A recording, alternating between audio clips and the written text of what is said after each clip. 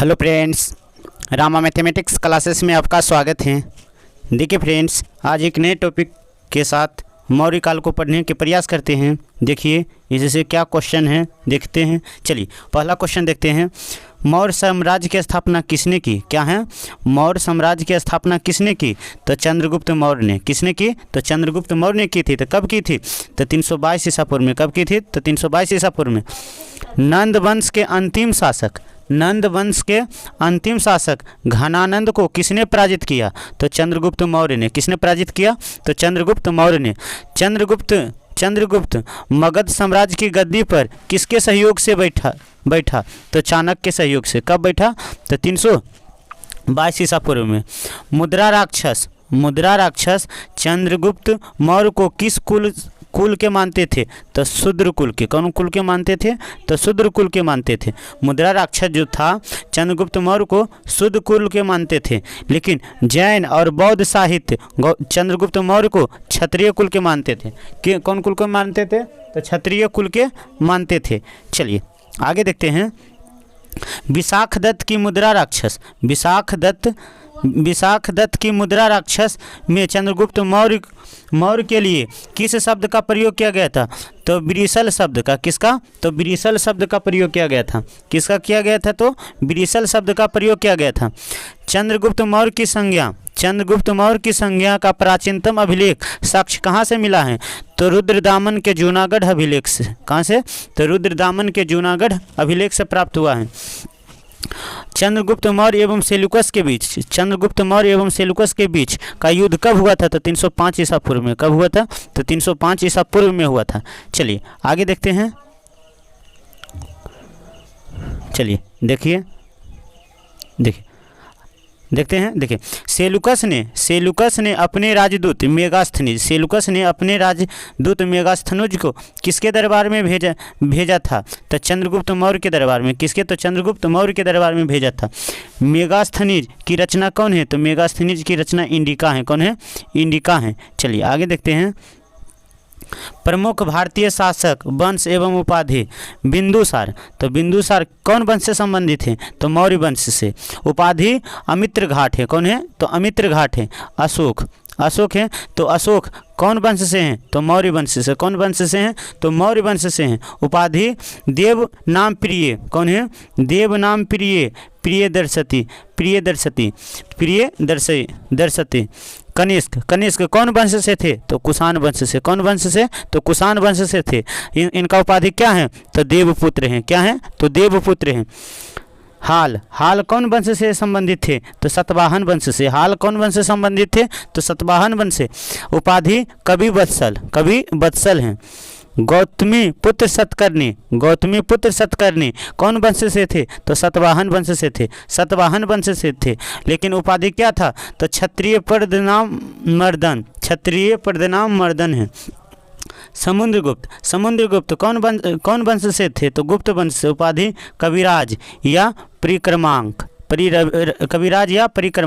चंद्रगुप्त प्रथम कौन वंश से थे? तो गुप्त वंश से। तो महाधिराज की उपाधि। कौन? तो महाधिराज की उपाधि।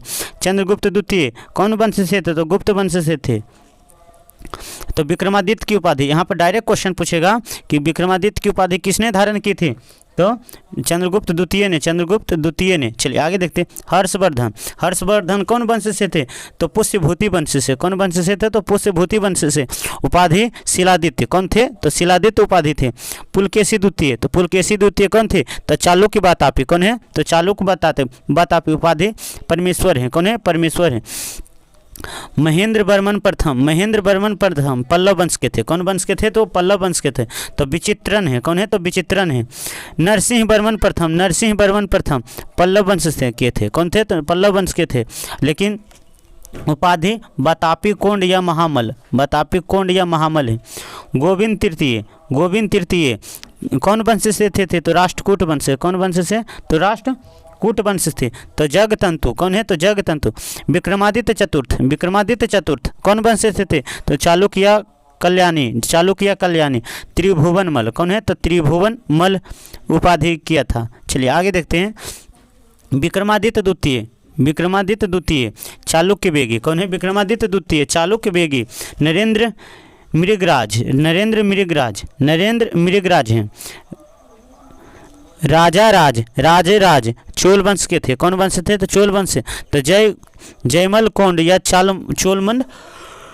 चलिए आगे देखते हैं। राजेंद्र प्रथम कौन वंश से थे? तो चोल वंश से। तो कौन वंश थे? तो चोल वंश थे। तो गैंगकोंड चोल की उपाधि धारण की थी। चलिए देखते हैं आगे। चंद्रगुप्त मौर्य को यूनानियों ने क्या कहा? चंद्रगुप्त मौर्य को यूनानी ने क्या कहा? तो क्या सेंड्रोकोटस कहा। क्या कहा? तो सेंड्रोकोटस कहा। अपने जीवन के अंतिम समय में चंद्रगुप्त मौर्य कौन धर्म? जैन धर्म को स्वीकार किया। कौन धर्म? तो जैन। चंद्रगुप्त मौर्य की मृत्यु कब और कहाँ हुआ था? तो 298 ईसा पूर्व में हुआ था। श्रवणबेलगोला कर्नाटक में हुआ था। चलिए आगे देखते हैं। पाटलिपुत्र को किस शासक ने सर्वप्रथम अपनी राजधानी बनाया? तो चंद्रगुप्त मौर्य ने। किसने बनाया? तो चंद्रगुप्त मौर्य ने बनाया। कौटिल्य की पुस्तक का नाम क्या है? तो अर्थशास्त्र। कौटिल्य की पुस्तक का क्या नाम है? तो अर्थशास्त्र। सेलुकस ने चंद्रगुप्त मौर्य को कौन कौन से प्रांत दिए थे? सेलुकस निकेटस ने चंद्रगुप्त मौर्य को कौन कौन से प्रांत दिए थे? काबुल दिए थे, हेरात दिए थे, गंधार दिए थे, मकरान दिए थे। चार प्रांत दिए थे। चलिए आगे देखते हैं। चंद्रगुप्त मौर्य का साम्राज्य कितने प्रांतों में विभाजित था? तो कितने? तो 4 प्रांत में विभाजित था। कितने प्रांत में विभाजित था? तो 4 प्रांत में। चंद्रगुप्त मौर्य के दक्षिण विजय की जानकारी किस ग्रंथ से प्राप्त होती है? तो तमिल ग्रंथ अहनारनूर या मुहनारनूर और मुहनारनूर से। चंद्रगुप्त मौर्य के विभागों के अध्यक्ष को क्या कहते थे? चंद्रगुप्त मौर्य के विभागों का अध्यक्ष को आमात्य कहते थे। क्या कहते हैं? तो आमात्य। क्या? चंद्रगुप्त का प्रधानमंत्री कौन होता था? तो कौन था? तो चाणक्य था। कौन था? तो चाणक्य था। चंद्रगुप्त मौर्य के जैन गुरु कौन थे? तो भद्रबाहु थे। कौन थे? तो भद्रबाहु थे। चंद्रगुप्त मौर्य के जैन गुरु कौन थे? तो भद्रबाहु थे। चंद्रगुप्त मौर्य ने अपना शरीर किस प्रकार से त्याग किया? तो संलेखना विधि से। कौन विधि से? तो संलेखना विधि से त्याग किए थे। कौन विधि से क्या किए थे? तो संलेखना विधि से त्याग किए थे। किस ग्रंथ में चंद्रगुप्त मौर्य का विशिष्ट रूप वर्णन है? तो विशाखदत्त में। चंद्रगुप्त मौर्य का पुत्र बिंदुसार किस ईस्वी पर गद्दी पर बैठा था? 298 ईसा पूर्व में। 298। तक्षशिला में विद्रोह किस के समय में हुआ था? तो बिंदुसार के समय में तक्षशिला में विद्रोह हुआ था।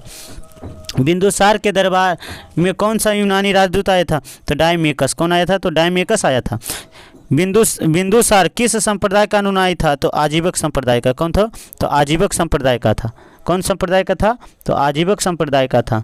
कौन था? तो आजीवक संप्रदाय का था। चलिए आगे देखते हैं। बिंदुसार का प्रधानमंत्री कौन था? बिंदुसार का प्रधानमंत्री कौन था? तो चाणक्य था। कहने का मतलब चंद्रगुप्त मौर्य का भी प्रधानमंत्री चाणक्य था, बिंदुसार का भी प्रधानमंत्री चाणक्य था। चलिए आगे देखते हैं। पाटलिपुत्र को पालियोब्रोथा का नाम किसने दिया? पालियोब्रोथा नाम किसने दिया? तो मेगास्थनीज ने दिया था। मौर्य साम्राज्य का महानतम शासक कौन है? तो अशोक है। मौर्य साम्राज्य का महानतम शासक कौन है? तो अशोक है। अभिलेख में अशोक को किस नाम से संबोधित किया? तब देव नाम प्रिय या प्रिय दर्शनी। पुराणों में अशोक को किस नाम से जाना जाता था? तो अशोकवर्धन। कौन? तो अशोकवर्धन के नाम से जाना जाता था। चलिए अशोककालीन मौर्य साम्राज्य प्रांत। तो उत्तर प्रांत में तक्षशिला था। उत्तर प्रांत में तक्षस्थल जो वर्तमान में पाकिस्तान में है। पूर्वी प्रांत में पाटलिपुत्र था। पूर्वी प्रांत में जो बिहार में है। अवंती की राजधानी कौन थी? तो अवंती की राजधानी उज्जैन थी। उज्जैन तो कहाँ है? तो मध्य प्रदेश में। दक्षिणापथ सुवर्णगिरी दक्षिणापथ की राजधानी सुवर्णगिरी थी जो कर्नाटक में है। कलिंग की राजधानी कहाँ? तोसली थी और जो कहाँ है? ओडिशा में है। कहाँ है? ओडिशा में है। चलिए आगे देखते हैं। अशोक के शासनकाल के प्रमुख अधिकारी एवं कार्य। अग्रमात्य कौन सा कार्य करता था? सम्राट का मुख्यमंत्री तथा सहायक। सम्राट का मुख्यमंत्री या सहायक। महामात्र कौन था? तो प्रशासन के विभिन्न विभागों का अध्यक्ष था। चलिए राजुक। तो राजुक कौन था? प्रांतीय स्तर के उच्च अधिकारी था। प्रांतीय स्तर के उच्च अधिकारी था। युक्त या युक्तक राजस्व संग्रह करने वाला। युक्तक राजस्व संग्रह करने वाला। प्रादेशिक जिला के अधिकारी था। कौन था? जिला का अधिकारी था। अशोक के अभिलेखों को किसने पढ़ा? तो जेम्स प्रिसेसफ ने तो 1837 में पढ़ा। कब पढ़ा? तो 1837 में पढ़ा। चलिए आगे देखते हैं। अशोक ने कलिंग विजय कब किया? तो 261 ईसा पूर्व में। कब किया? तो 261 ईसा पूर्व में। कलिंग की राजधानी कौन थी? तो तोसली थी। कौन थी? तो तोसली थी। कलिंग किस लिए प्रसिद्ध था? तो हाथियों के लिए प्रसिद्ध था। कलिंग किस लिए प्रसिद्ध था? तो हाथियों के लिए प्रसिद्ध था। कलिंग युद्ध का वर्णन अशोक के कौन से अभिलेख में किया गया? तो 13वां शिलालेख में। किसमें? तो 13वां शिला। उत्तरांचल में अशोक का एक शिलालेख स्थित है। उत्तरांचल में अशोक का एक शिलालेख स्थित है कालसी में। कालसी में। कौन है? तो कालसी में। नेपाल, अशोक ने नेपाल में कौन सा नगर बसाया? तो अशोक ने नेपाल में कौन सा नगर बसाया? तो ललित पतन नगर। ललित पतन नगर बसाया था। नेपाल में ललित पतन नगर बसाया था। कलिंग युद्ध के बाद अशोक ने भेरी घोष, कौन है? भेरी घोष त्याग कर कौन सा घोष अपनाया? कलिंग युद्ध के बाद अशोक ने भेरी घोष त्याग कर कौन सा घोष अपनाया? तो धम्म घोष। कौन? तो धम्म घोष। देखिए इससे क्वेश्चन बन सकता है कि अशोक कलिंग युद्ध के पहले कौन घोष से संबंधित थे? तो भेरी घोष थे। लेकिन कलिंग युद्ध के बाद क्षति होने के बाद, अनेकों का मृत्यु होने के बाद धम्म घोष अपनाया था। अशोक की कर नीति की जानकारी किस अभिलेख से मिलती है? तो रुम्नीदेही अभिलेख से। कौन? रुम्नीदेही अभिलेख से। किससे? तो रुम्नीदेही अभिलेख से मिलती है। चलिए आगे देखते हैं। अशोक बौद्ध धर्म अपनाने से पहले किसका पूजा करते थे? अशोक बौद्ध धर्म अपनाने से पहले किसका पूजा करते थे? तो भगवान शिव का। किसका? तो भगवान शिव का पूजा करते थे। भगवान शिव का पूजा करते थे। अशोक को किसने बौद्ध धर्म से दीक्षित किया? उपगुप्त ने। किसने किया? तो उपगुप्त ने किया था। अशोक के माता का नाम क्या था? शुभद्रांगी था। शुभद्रांगी था। कौन था? शुभद्रांगी था। अशोक ने बौद्ध धर्म के प्रचार के लिए किसको श्रीलंका भेजा था? तो पुत्र महेंद्र और पुत्री संघमित्रा को। मौर्य वंश ने कितने वर्ष तक शासन किया? मौर्य वंश ने कितने वर्षों तक शासन किया? तो लगभग 137 ईसा पूर्व। 137 ईसा पूर्व। मौर्य वंश का अंतिम शासक कौन था? तो वृद्धरथ था। कौन था? मौर्य वंश का अंतिम शासक कौन था? तो वृद्धरथ था।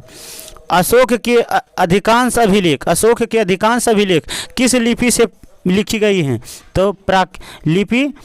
कौन सी लिपि? तो ब्राह्मणी लिपि। और भाषा तो प्राकृतिक भाषा। कौन? तो प्राकृतिक भाषा।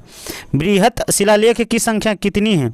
बृहत शिलालेख की संख्या कितनी है? तो 14। बृहत शिलालेख की संख्या कितनी है? तो 14 है। चाणक्य का अन्य नाम क्या है? तो विष्णुगुप्त है। चाणक्य का अन्य नाम क्या है? तो विष्णुगुप्त है।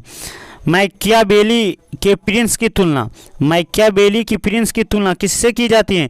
तो कौटिल्य का अर्थशास्त्र से। कौटिल्य के अर्थशास्त्र से मैकियावेली की प्रिंस की तुलना कौटिल्य के अर्थशास्त्र से की जाती है। मुद्रा राक्षस के लेखक कौन है? तो विशाख दत्त है। कौन है? तो विशाख दत्त है। कौन है? तो विशाख दत्त हैं। चलिए आगे देखते हैं। देखिए अशोक के शिलालेख के प्राप्ति स्थान, खोज वर्ष एवं स्थान एवं लिपि। तो देखिए कौन है? तो देखिए प्राप्ति स्थान है, वर्ष है, स्थान है, लिपि है। तो देखिए जूनागढ़ है। तो जूनागढ़ 1822 में खोजा गया था। कहाँ है? तो गिरनार के तो सौराष्ट्र में ब्राह्मणी लिपि का था। शहबाज गढ़ी कब खोजा गया? तो 1836 में। कब? तो 1836 में। तो पेशावर पाकिस्तान में जो खरोष्टी लिपि में। देखिए तो कौन कौन सा इसमें डायरेक्ट क्वेश्चन पूछता है कि कौन कौन सा खरोष्टी लिपि है? तो देखिए 2 खरोष्टी लिपि। शहबाज गढ़ी कौन है? शहबाज गढ़ी हैं और एगो मानसेहरा हैं। शहबाज गढ़ी हैं और एगो मानसेहरा हैं जो खरोष्टी लिपि में लिखा गया है और सब क्या में? ब्राह्मणी लिपि में लिखा गया है। देखिए कालसी कहाँ है? तो देहरादून उत्तराखंड में है। सोपरा कहाँ है? तो थामा में। थामा कहाँ है? तो सौराष्ट्र में है। झरागुडी कहाँ है? तो हैदराबाद आंध्र प्रदेश में ब्राह्मणी लिपि में। ये देखिए ये दोनों ज़्यादा ध्यान दीजिएगा, अच्छा रहेगा। चलिए देखिए आगे देखते हैं। अशोक द्वारा विभिन्न क्षेत्रों में भेजे गए बौद्ध प्रचारक कौन थे? तो देखिए अशोक ने कहाँ कहाँ बौद्ध प्रचारक को भेजे थे? देखिए, महेंद्र एवं संघमित्रा को श्रीलंका भेजा था। महेंद्र एवं संघमित्रा को कहाँ भेजा था? तो संघमित्र श्रीलंका भेजा था बौद्ध प्रचार के लिए। मझयुतिक को कहाँ भेजा था? तो सिंध और कश्मीर और गंधार भेजा था। सोन और उत्तरा को कहाँ भेजा था? तो स्वर्णभूमि। कौन क्षेत्र में? तो स्वर्णभूमि को। रक्षित को कहाँ भेजा था? तो उत्तरी कनारा को। धर्म रक्षित को पश्चिमी भारत। महारक्षित को यवन राज्य। महाधर्म रक्षित को महाराष्ट्र। महादेव तो मैसूर। चलिए आगे देखते हैं। देखिए,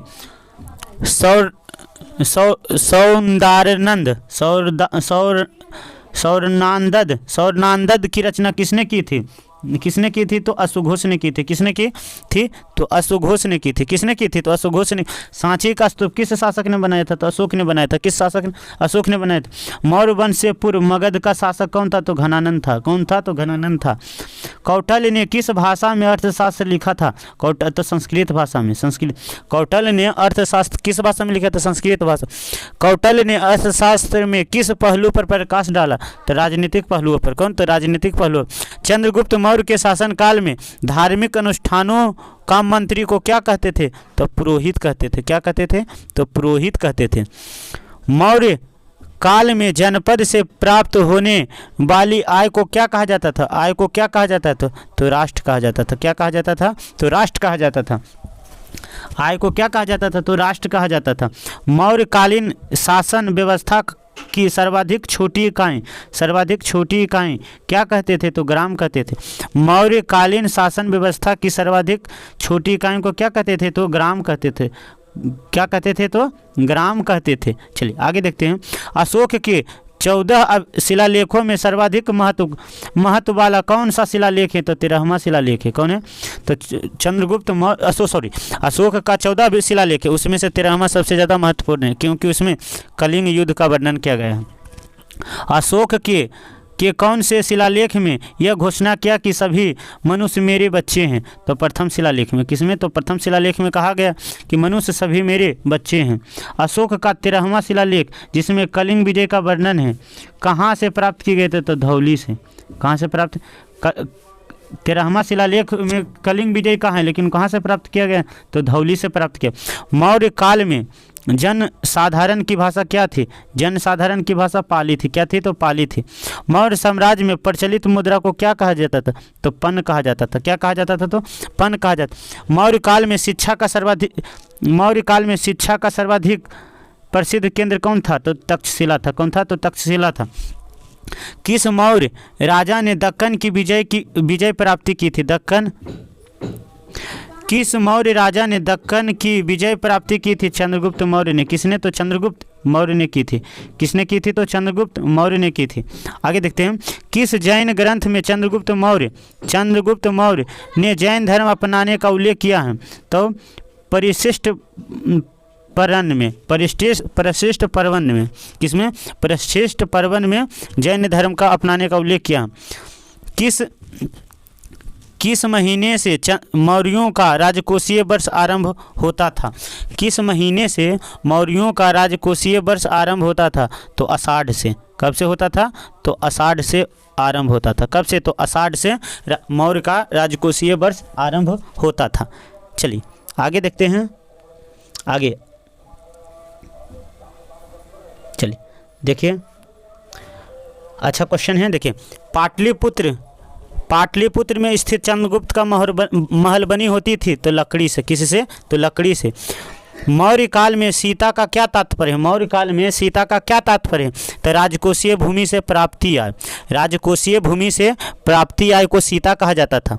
किस अभिलेख से यह साबित होता है कि चंद्रगुप्त मौर्य का प्रभाव पश्चिम भारत तक फैला था? तो रुद्रदामन के जूनागढ़ अभिलेख से। वैसे स्तंभ जिसमें अशोक ने स्वयं सम्राट घोषित किया है। तो भाब्रू स्तंभ। कौन है? तो भाब्रू स्तंभ है। श्रीनगर की स्थापना किसने किया? तो अशोक ने किया था। श्रीनगर की स्थापना किसने किया था? तो अशोक ने किया था। चलिए आगे देखते हैं। देखिए अशोक के प्रमुख शिलालेख एवं उसमें वर्णित विषय हैं क्या है, तो प्रथम में क्या कहा गया है, इसमें पशु बलि की भर्त्सनता की गई, पशु बलि को नहीं करना चाहिए। दूसरा में इसमें मनुष्य एवं पशु दोनों की चिकित्सा व्यवस्था का वर्णन है। तीसरा में इसमें राजकुओं प्रादेशिक आदेश दिया गया है, हर 5 वर्ष के उपरांत में साम्राज्य के सभी भागों को निरीक्षण वाटन के लिए जाएगा, धर्म का प्रचार हेतु कार्य करेगा। चलिए आगे देखते हैं चौथा कौन है, तो इस अभिलेख में भेरी घोष की जगह धर्म घोष अपनाया गया है। इस अभिलेख में भेरी घोष की जगह भेरी घोष की जगह धर्म घोष अपनाया गया। पांचवा में इस शिलालेख में धर्म महापात्रों की नियुक्ति के विषय में जानकारी दी गई। छठा में इसमें सक्षम प्रशासनिक व्यवस्था का वर्णन तथा आत्मनियंत्रण की शिक्षा दी गई है। चलिए सातवां मानसिक संप्रदाय के बीच सह अस्तित्व, आत्म समन्वय, मानसिक सुदृढ़ता का आह्वान किया गया है। आठवां इसमें अशोक की तीर्थ यात्राओं का उल्लेख किया गया है।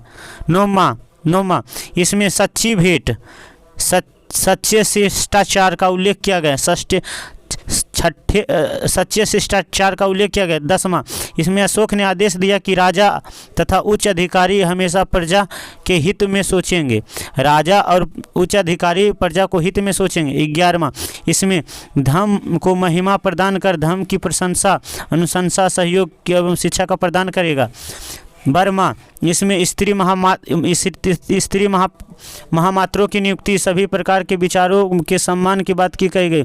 13वां यह अभिलेख अशोक का सबसे लंबा अभिलेख है। 13वां यह अशोक का सबसे लंबा अभिलेख है। इसमें कलिंग युद्ध का वर्णन एवं अशोक के हृदय परिवर्तन की बात की गई है। 14वां तो इसमें अशोक ने जनता को धार्मिक जीवन बिताने को प्रेरित